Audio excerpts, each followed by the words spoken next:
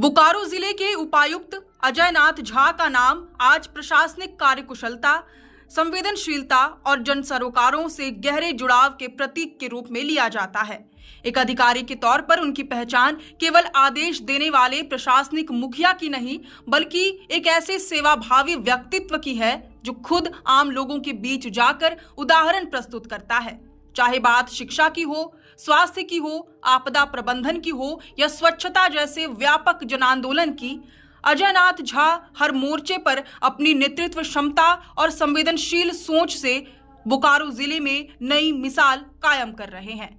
उनकी प्रशासनिक कार्यशैली की सबसे बड़ी विशेषता यही है कि वे केवल कागजों पर योजनाएं बनाने तक सीमित नहीं रहते, बल्कि उन्हें जमीन पर उतारने के लिए खुद आगे खड़े होकर नेतृत्व करते हैं। हाल ही में जिले में आयोजित स्वच्छता पखवाड़ा इसका सबसे बड़ा उदाहरण बना, जहां डीसी अजय नाथ झा ने केवल अधिकारियों को आदेश नहीं दिया, बल्कि स्वयं झाड़ू उठाकर पूरे जिले को यह संदेश दिया कि स्वच्छता केवल सरकारी अभियान नहीं, बल्कि जीवन शैली का हिस्सा है। आज गुरुवार 25 सितंबर को नमामि गंगे योजना के तहत आयोजित एक दिन एक घंटा एक साथ स्वच्छता अभियान का नेतृत्व करते हुए डीसी अजय नाथ झा ने कहा, गंदगी सिर्फ सड़क पर नहीं होती, कभी कभी ये हमारे मन में भी बैठ जाती है। बाहर और भीतर दोनों जगह से इसे हटाना ही सच्ची स्वच्छता है। उन्होंने कहा कि सफाई कर्मी हमारे समाज के अदृश्य नायक है, जो दिन रात हमारी सेवा करते हैं। उन्हें सम्मान देना ही सच्ची कृतज्ञता है। जिस तरह हम ईश्वर के समक्ष सिर झुका लेते हैं, वैसे ही सफाई कर्मियों के समक्ष भी हमें झुकना चाहिए।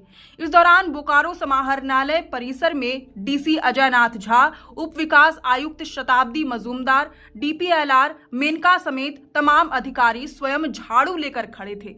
उनके साथ सभी कर्मचारी भी जुट गए।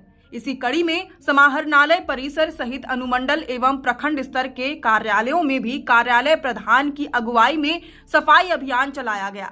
इस तरह ये आंदोलन केवल एक कार्यक्रम न रहकर जन भागीदारी का प्रतीक बन गया। ये दृश्य अपने आप में ये संदेश देने के लिए पर्याप्त था कि स्वच्छता किसी पद या जिम्मेदारी का सवाल नहीं, बल्कि मन की इच्छा और आदत से जुड़ी चीज है। मौके पर डीसी झा ने सभी से आह्वान किया कि वे अपने कार्यालय ही नहीं, बल्कि घर और आसपास की जगहों की भी सफाई नियमित करें। उन्होंने कहा, स्वच्छता कोई एक दिन का उत्सव नहीं है, ये जीवन भर की साधना है। अगर हम सब मिलकर साल भर में सिर्फ 100 घंटे अपने आसपास की सफाई में लगाएं, तो ये शहर और गांव हमेशा साफ सुथरे रहेंगे।